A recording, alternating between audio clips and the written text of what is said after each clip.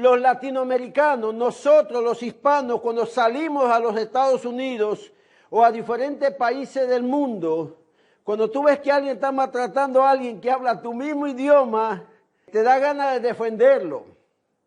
Si tú ves a alguien que está maltratando a tu hermano, a tu vecino, a tu familia, estás en Estados Unidos y has conocido un vecino por ahí que lo viste crecer al muchacho y lo ves que alguien está golpeándole, te da ganas de defenderlo, ¿no? Que vamos a cuidarlo, vamos a protegerlo.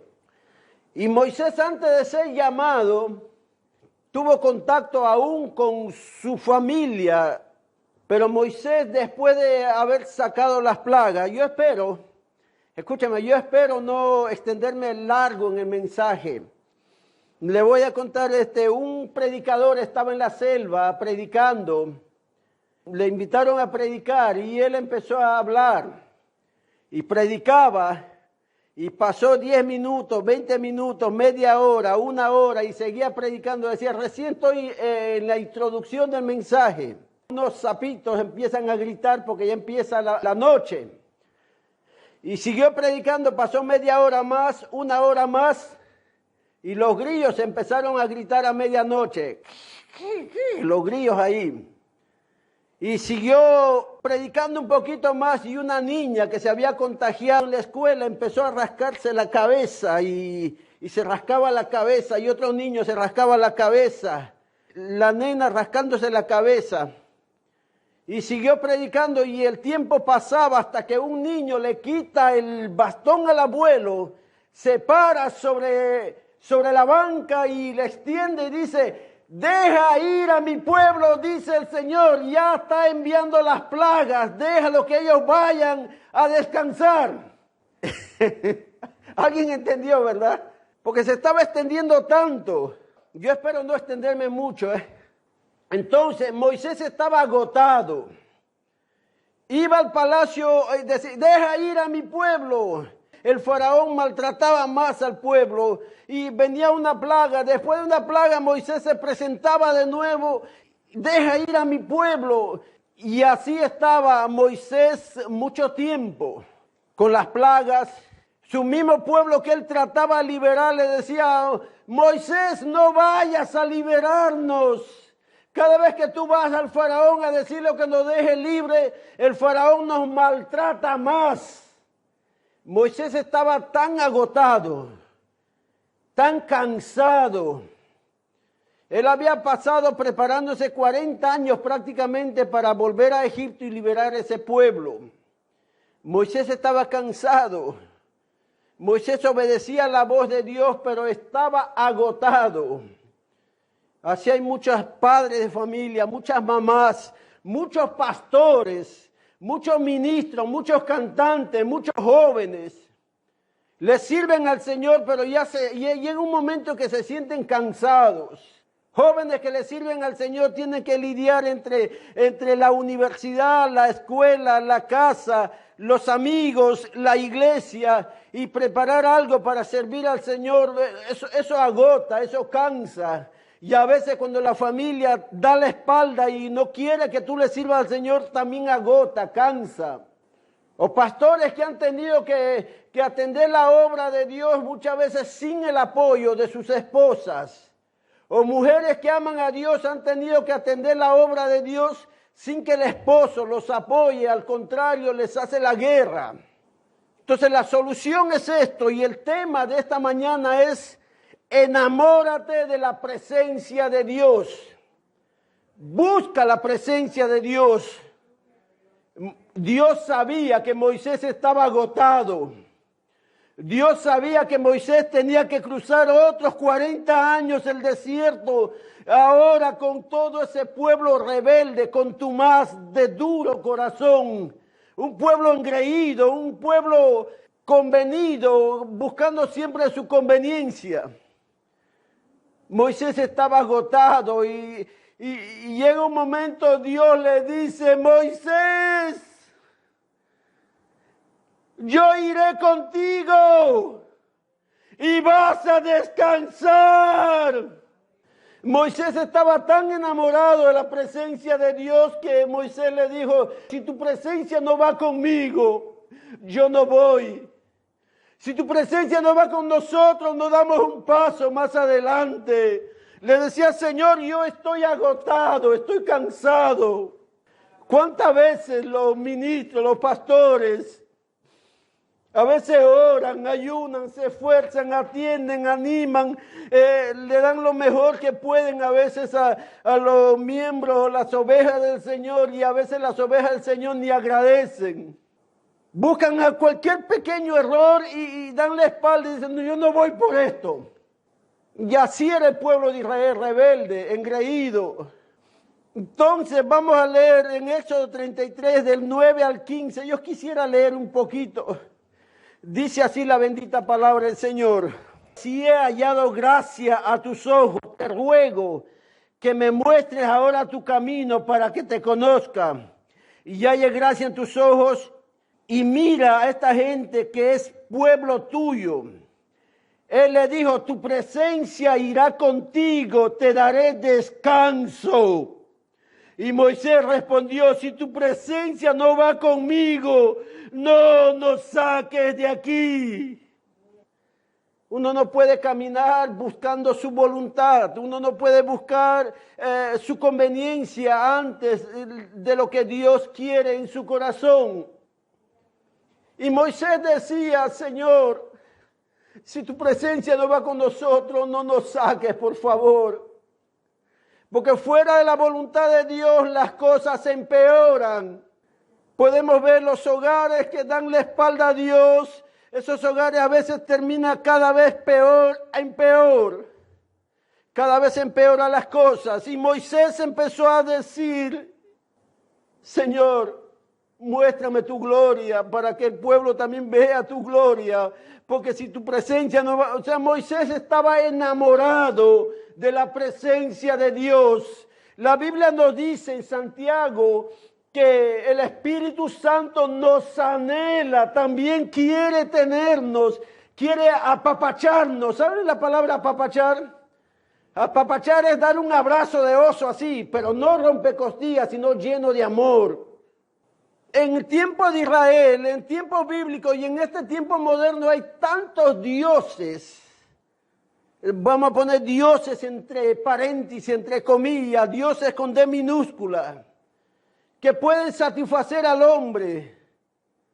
Entre paréntesis también, hay un Dios del dinero, hay Dios de sexualidad, hay Dios de materialismo, hay Dios de hedonismo, que el hombre se ama y todo es para él, para su cuerpo. De igual manera una mujer, todo es para ellos. Lo que trabajan lo invierten a veces en uñas, en pelos, en operaciones. O sea, hay tantas cosas que el hombre o la mujer busca para ellos. Hay tantos Dios. Porque hay gente y hay cristianos que se enamoran del único Dios verdadero. Les voy a explicar algo. Dios nunca falla. Y hay personas, por más que enamorados que estén, por más que estén sirviendo al Señor, a veces están en lugares del África, de la India, en Sudamérica, en algún lugar, sufren, pasan hambre. A veces los hijos, cuando van a hacer misiones, los hijos se enferman y se mueren. A veces pierde al esposo o a la esposa, pierde la familia. Pero ellos siguen sirviendo al Señor porque están enamorados de Dios. Tienen pasión por las almas. He estado con familias de parejas, de esposos de más de 30, 40 años, 50. Uno de ellos tenía hasta 70 años de casados. Y cuando le preguntan, ¿por qué tú sigues con ese viejo? Lo dicen de cariño. ¿Por qué tú sigues con esa señora, con esa vieja? Porque ya llevan más de 60 años de casados. ¿Por qué a los 40 no cambiaste? Y un viejito, un anciano decía, yo sé que hay mujeres con el cuerpo más hermoso que mi esposa. Y la viejita dijo, yo también sé que hay galanes más lindos que tú, viejo barrigón. Pero yo me enamoré de sus virtudes, me enamoré de su voz, me enamoré del calor de su piel, me enamoré porque me prepara café en la mañana. El viejito dice, yo me enamoré de ella porque cada vez que la veo ahí me llena de ternura. Yo no me enamoré de lo material de ella, yo me enamoré de sus virtudes, de la dulzura, de lo que ella dio cuando yo estaba enfermo. La viejita dice, yo me enamoré también porque tú me atendiste cuando yo estaba enfermo. Entonces se enamoraron de las virtudes, de las cualidades, del corazón de la persona, porque nuestro cuerpo cambia. Cuando estamos jóvenes, marcamos músculos los varones, pero cuando ya estamos adultos nos sale la barriga, se cae el pelo desde la coronilla, empieza a caer. Y las mujeres también, entonces la piel empieza a hacerse cada vez más delgado y empieza a estirarse. Entonces, ¿por qué un matrimonio se mantiene? No es por lo externo, sino por el corazón, por las virtudes, por el amor. Amén. Denle un aplauso al Señor. Aleluya. ¿Por qué esos misioneros siguen amando a Dios? Porque Dios los cautivó y se enamoraron de Dios. Se enamoraron de su presencia, se enamoraron de su obra, fueron atrapados dentro de lo más tierno y sencillo y humilde y precioso que es el corazón de Dios. Yo tenía un amigo, soltero él, y él se enamoró de una muchacha. La muchacha era del campo y la muchacha tenía un problema en una vista. Ella no podía ver por un ojo. Tenía un problema ahí de nacimiento. Ya saben cómo lo llamaban a ella. Él se quedó conversando con ella. Ella le invitó a tomar una taza de té. Y él cuando fue conociéndola a ella, se fue enamorando de ella. Y ella se fue enamorando de él. Ambos tenían defectos porque no hay ningún hombre perfecto. No hay ninguna mujer perfecta. Todos somos imperfectos, pero el que se enamora de las virtudes, del tono de la voz, se enamora de la dulzura. Y algunos hombres se enamoran porque la mujer es salvaje, dice, así salvaje me gusta, se enamoran también por eso. Y cuando él le dijo a los padres que se quería casar con ella, los papás le decían, mira, que no puede ver por un ojo. O sea, trataron de no insultar, no poner sobrenombre. Y él decía, no importa si tengo que trabajar 10 años para juntar dinero y hacer que ella pueda ver o hacerle una cirugía para que se vea mejor esa parte del ojo, lo voy a hacer porque estoy enamorado de ella. Me gusta cómo me habla. Me gusta la sencillez que tiene en su corazón. Me gustan los sueños que ella tiene cuando forme un hogar, porque ese sueño también son mis sueños. Cuando alguien se enamora de alguien, se enamora por lo que es. Hay gente que se enamora de Dios o cree enamorarse de Dios porque Dios, según lo que le enseñaron, les va a dar casa, les va a dar carro, les va a dar esto, les va a dar el otro. Dios les va a dar... Y a veces buscan y piensan que Dios es alguien que da todo. Cuando Dios dice, si me amares de todo corazón, Él no está diciendo, si me amaras porque yo te doy algo. Dios siempre te va a dar cosas buenas. Dios, si no tienes casa y tú le sirves, Dios te va a dar una casa. Y si no te da una casa, va a permitir que tú vivas en otro lugar, pero vivas como rey, como reina, porque Dios te va a poner una cama cómoda, aunque no sea tuyo, pero Dios va a hacer lo posible para que tú vivas mejor, porque la naturaleza de Él es así. Dios tiene siempre pensamientos de bien y no de mal. Pero no se deben enamorar del Señor por lo material, sino porque su presencia está con la iglesia. Denle un aplauso al Señor todos los días. Gloria sea al Señor. ¿Por qué la presencia de Dios nos da descanso? Si yo estoy enfermo, estoy a punto de morir, yo sé que si estoy con el Señor, El día que me toque cruzar el río de la muerte, estaré con el Señor.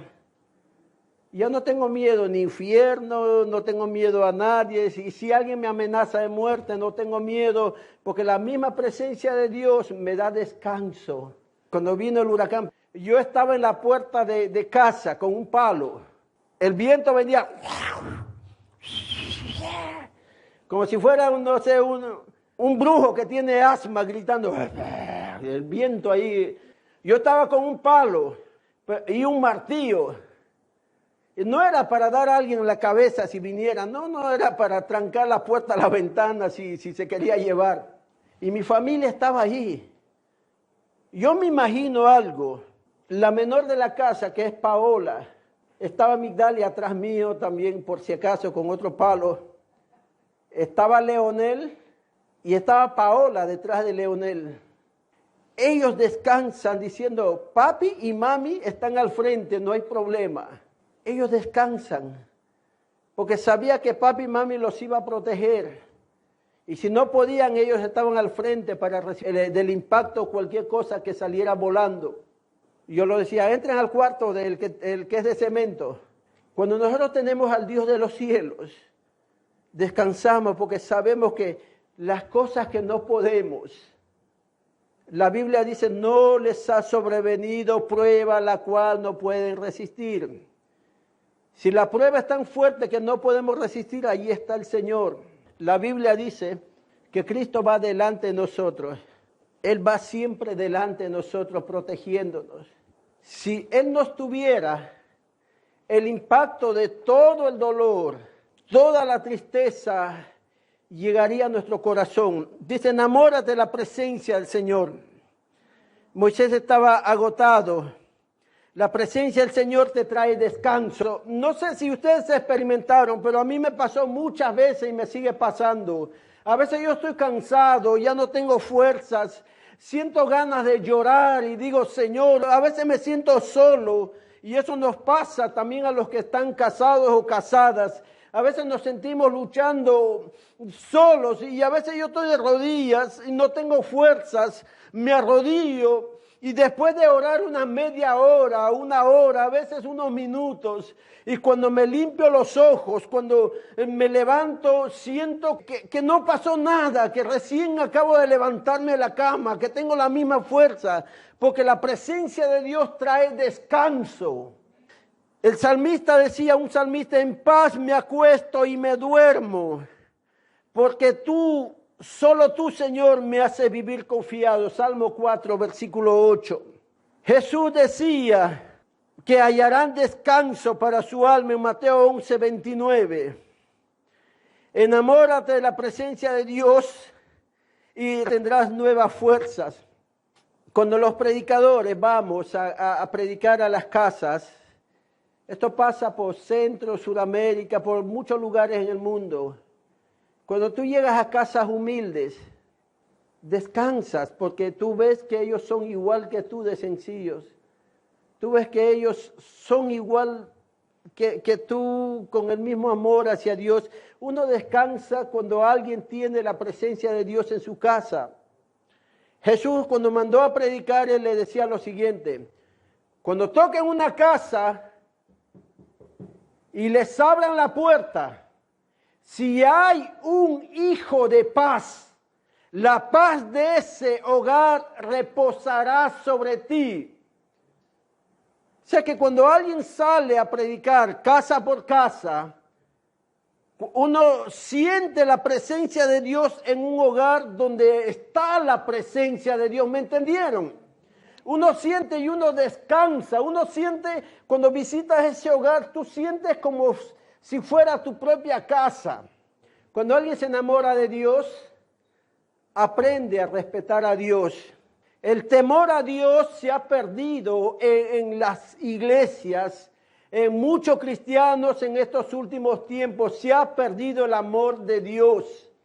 La gente a veces no respetan las cosas del Señor.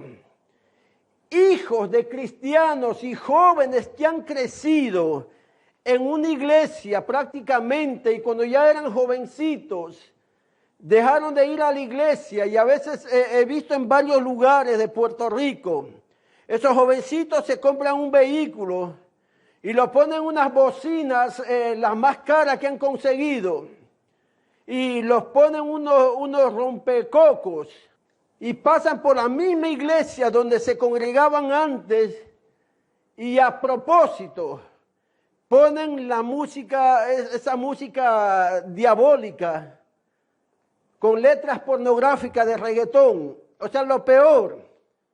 Y a propósito pasan por ahí y no se atreven y no quieren bajar el volumen, al menos porque pasan por la casa de oración donde crecieron. No hay temor. A veces hay congregaciones donde hay grupos. Esta familia no se lleva con esta familia. Congregan en la misma iglesia, pero a veces no se hablan. Hay gente que ha perdido el temor a Dios. Hay gente que va a la iglesia solamente porque le dan parte, y el día que no le dan parte, deja de ir. Dice, no voy a ir, y dejan de ir por meses. Han perdido el temor a Dios. Ya el temor de Dios, hermanos, en estos últimos tiempos, ya no se ve gente arrodillado en los altares, derramando lágrimas y adorando a Dios. Antes la gente se peleaba por hacer cultos o servicios en las calles. Ahora los evangelistas quieren estar en los templos, en los púlpitos, dando conferencias de evangelismo. ¿No ven en las redes sociales cientos de evangelistas? Algunos se ponen internacional, a las naciones, y cientos, pero no lo ves predicando en las calles. No lo ves hablando, no lo ves cargando una bocina, yendo quizás a un malecón, poniendo que sea una sencilla bocina con micrófono, ahora que existen esas bocinas y en abundancia y cuestan económicamente. El temor se ha perdido. ¿Por qué? Porque no están enamorados de la presencia de Dios. Cuando Job estaba ahí, Job le contesta, le dice, ¿dónde estabas tú cuando yo fundaba la tierra? Házmelo saber si tienes inteligencia. El temor a Dios tenemos que recuperarlo, hermano. Dios Él está en los cielos. Él es nuestro Salvador. Él siempre ha deseado y ha buscado el bien para nosotros. Él dio a su único Hijo por nosotros. Dio a su único Hijo para que todo aquel que en Él crea. Y hay predicadores que dicen, no todos van a ser salvados. Solamente hay un grupo, los escogidos, otros van a ser salvos y otros no. Dice, la salvación no se pierde. Dios dio la oportunidad a todos y ellos dicen, no, solamente hay un grupo y los restos no. Pero la salvación va a ser para todo aquel que en Él crea. Denle un aplauso al Señor. La salvación y la sangre preciosa y la oportunidad de salvación es para todos. Servir al Señor no es fácil. Y para valientes que están enamorados del Señor. Enamórate del Señor, encontrarás descanso en Él. Dios te va a proveer todo lo que te falta en tu vida en esta tierra. Solamente enamórate de Él y sírvalo a Él con todo el corazón. Un joven me dijo, yo quiero que mi novia sea así. Yo digo, qué bueno, estás pidiendo a alguien perfecta para ti. Solamente una pregunta, ¿tú eres perfecto? ¿Tú eres perfecto para que pidas una cosa tan perfecta? Dios nos amó como éramos. Pedro le falló, le dio la espalda. Es más, hermanos, si analizamos finamente, con esto termino, si analizamos finamente, Pedro habló unas palabras horribles al negar a Jesús. Pedro prácticamente trapeó con el nombre de Jesús por el piso. La Biblia dice que no habló palabras escogidas, no, que él habló como el pescador tosco que era antes de conocer al Señor. No lo conozco. Y maldijo. ¿Ustedes saben algunos borrachitos cómo maldicen aquí en Puerto Rico? Pedro maldijo. Judas le traicionó. Pero Judas dijo, Jesús vale un poquito más. Se atrevió a pedir dinero por Jesús, Judas. Se atrevió a cobrar dinero por Jesús porque consideraba que Jesús valía algo. Pero Pedro no, Pedro maldijo. No lo conozco. y maldijo, usó palabras horribles. Si Judas quizás no le traicionaba, posiblemente, pueden decir, Pedro quizás lo traicionaba porque él era tan intemperante. Y quizás al traicionarle, Pedro hubiera dicho, no me des nada, no sirve para nada. La Biblia dice que maldijo, lanzó maldiciones. Digo posiblemente, ¿verdad? No estoy diciendo que así sea, pero vemos la reacción en momentos difíciles, cómo actuó uno y cómo actuó el otro. Pero aún así, a Pedro, ¿qué pasó Jesús? Jesús se fue, Pedro volvió a la pesca, dijo, se dañó todo, me voy a la pesca. Y dijo, ¿quién quiere acompañarme? Se fue a la pesca. Y aún así Jesús fue a la orilla. Pedro, a ese lado no, al otro lado. Tú sabes cómo te conocí, al otro lado, no, ahí no. Hemos estado pescando, no, al otro lado, tira la red al otro lado. Y cuando Pedro le reconoció, dijo, Pedro, ¿me amas? Jesús le estaba demostrando que le ama porque no le perdonó. Le dijo, ¿me amas? Pedro le dijo, sí, ¿me amas? Señor, tú lo sabes. Pedro, ¿me ama? ¡Kikiriki! Apacienta mis ovejas. El kirikiri tenía que salir ahí. ¿Saben? Y Jesús lo amó. Dios nos ama tal como somos. Jesús nos dijo, ama a tu enemigo. Sabe que tu enemigo siempre va a buscar hacerte daño, pero Jesús ama a tu enemigo. En otra palabra, enamórate. En otra palabra, dele el amor de Dios a esa persona. Cuídalo. Si tú amas a alguien que es tu enemigo, ya no tienes enemigo, tienes a alguien a quien darle el amor de Dios. Pero eso tiene que significar algo. Si hay alguien que te está haciendo daño, perdónalo, ámalo, pero aléjate si te hace daño. Aléjate y deja que Dios trate con esa persona. Amén. Cuando hay un cambio, y si Dios te permite, puedes seguir quizás conversando. Pero mientras que no hay un cambio, te va a seguir haciendo daño.